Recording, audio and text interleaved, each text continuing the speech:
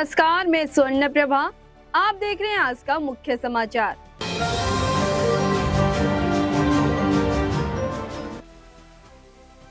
सिरसा में किसानों का गुस्सा सातवें आसमान पर नजर आया। दरअसल अपनी विभिन्न मांगों को लेकर बड़ी संख्या में किसान लघु सचिवालय पहुंचे और सरकार के खिलाफ जमकर नारेबाजी की।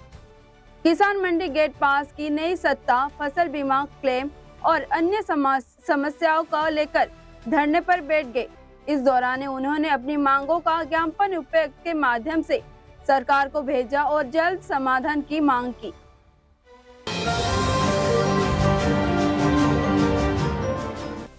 कांग्रेस सांसद दीपेंद्र हुड्डा ने दावा किया कि हरियाणा विधानसभा चुनाव के बाद 13 लाख से भी ज्यादा राशन कार्ड काटे गए हैं।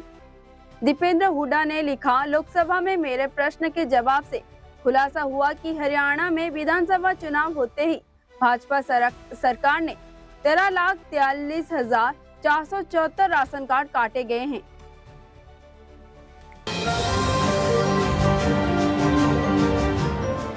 अधिकारियों ने बताया कि काउंटर इंटेलिजेंस कमिश्नर CIK ने गुरुवार को एक संदिग्ध अंतर्राष्ट्रीय आतंकी मॉड्यूल की चल रही जांच के सिलसिले में घाटी में कई जगहों पर तलाशी अभियान चलाया। अधिकारियों ने अनुसार 3 जिलों में फैली 10 जगहों पर छापे मारे गए। गांदरबल के जिले में 6 जगहें, शोपियां में 3 और श्रीनगर में 1 जगह पर तलाशी ली गई। जांच में ऐसे नेटवर्क पर केंद्रित है जिसे कथित तौर पर गांदरबल के रहने वाले सबीर अहमद लोन चला रहे थे। हरियाणा विधानसभा चुनाव परिणाम के बाद कांग्रेस ने बीजेपी पर वोट चोरी का आरोप लगाया था। कांग्रेस नेता राहुल गांधी ने तो प्रेस कॉन्फ्रेंस पर वोट चोरी का आरोप लगाते हुए चरखी के दादरी के नाम लिया था। इस आरोप में चरखी दादरी ने कांग्रेस के उम्मीदवार डॉक्टर मनीषा सागवान से पंजाबी हरियाणा हाईकोर्ट में याचिका दायर की थी, जिसे उन्होंने वापस लिया है।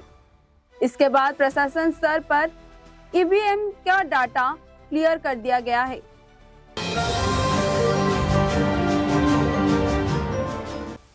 रिलायंस इंडस्ट्रीज लिमिटेड RIL के नेतृत्व वाले डिजिटल और टेलीकॉम दिग्गज जियो प्लेटफॉर्म भारतीय पूंजी बाजार के इतिहास में एक नया अध्याय लिखने के लिए तैयार है।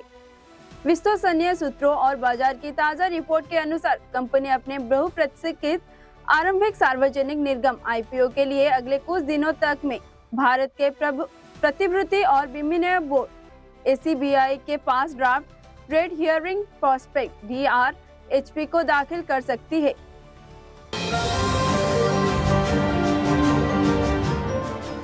हाल ही में हरियाणा के हांसी बस स्टैंड पर सीवरेज के गंदा पानी जमा होने से हजार यात्रियों, राहगीरों और दुकानदारों को भारी दिक्कतों का सामना करना पड़ रहा है। बस स्टैंड परिसर और मुख्य गेटों के पास पानी भरने से न केवल आगमन प्रभावित हो रहा है, बल्कि बदबू और गंदगी के कारण संक्रमण फैलने की खतरा भी बढ़ गया है। यह समस्या लंबे समय से बनी हुई थी, जिससे स्थानीय लोग लगातार परेशान थे।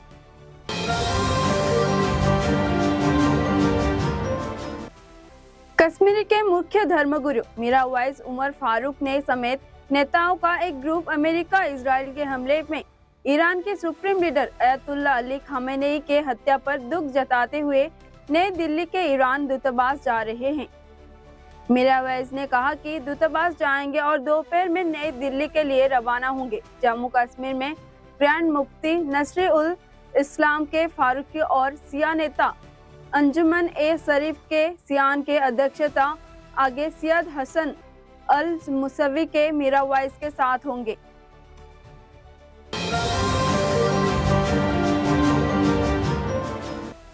केंद्र सरकार ने एक महत्वपूर्ण आर्थिक फैसले में अगले 5 वर्षों के लिए खुदरा मुद्रास्फीति के एक लक्ष्य को 4% पर स्थिति रखने का निर्णय लिया है। यह अवधि 1 अप्रैल 2026 से शुरू होकर 31 मार्च 2031 तक चलेगा। वित्त मंत्रालय द्वारा 25 मार्च 2026 को जारी आधिकारिक अधिसूचना के अनुसार इस लक्ष्य के टॉलरेंस बैंड को भी पहले की तरह से रखा गया है, जिसमें ऊपरी सीमा 6% और निचली सीमा 2% निर्धारित की गई है।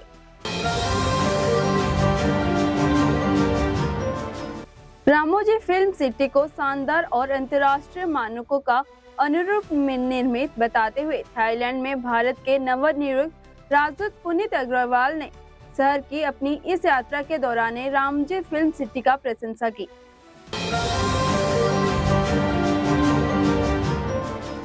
करनाल में केंद्रीय मंत्री मनोहर लाल ने खट्टर में ई दिशा के बैठक में शामिल होने के लिए ट्रेन से करनाल पहुंचे। वहां रेलवे स्टेशन पर उन्होंने पत्रकारों से बातचीत की।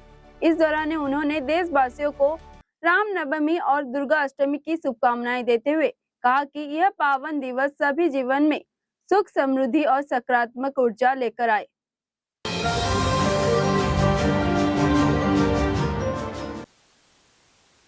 पश्चिम एशिया में जारी भीषण संघर्ष के बीच ईरान ने एक अत्यंत महत्वपूर्ण कूटनैतिक और आर्थिक निर्णय लिया है। ईरान के विदेश मंत्री अब्बास अराघची ने गुरुवार को घोषणा की है कि रणनीति के रूप से महत्वपूर्ण हरमुज जल डमरू मध्यम स्ट्रेट ऑफ हरमुज को भारत के समेत सभी मित्र देशों की जहाजों के लिए खोल दिया गया है। 26 मार्च 2026 को आए इस फैसले को वैश्विक अर्थव्यवस्था और ऊर्जा सुरक्षा के लिहाज से एक बड़ी संजीवनी के रूप में देखा जा रहा है। राष्ट्रीय राजधानी दिल्ली में पहली बार इंटरनेशनल फिल्म फेस्टिवल IFFD 2026 का भव्य आयोजन शुरू हुआ। मुख्यमंत्री रेखा गुप्ता ने भारत के मंडपम में इसका उद्घाटन किया। इस अवसर पर कई मंत्री, अधिकारी और देश विदेश के फिल्मकार मौजूद रहे। यह पहली दिल्ली का वैश्विक फिल्म हब बनाने की दिशा में एक अहम कदम मानी जा रही है।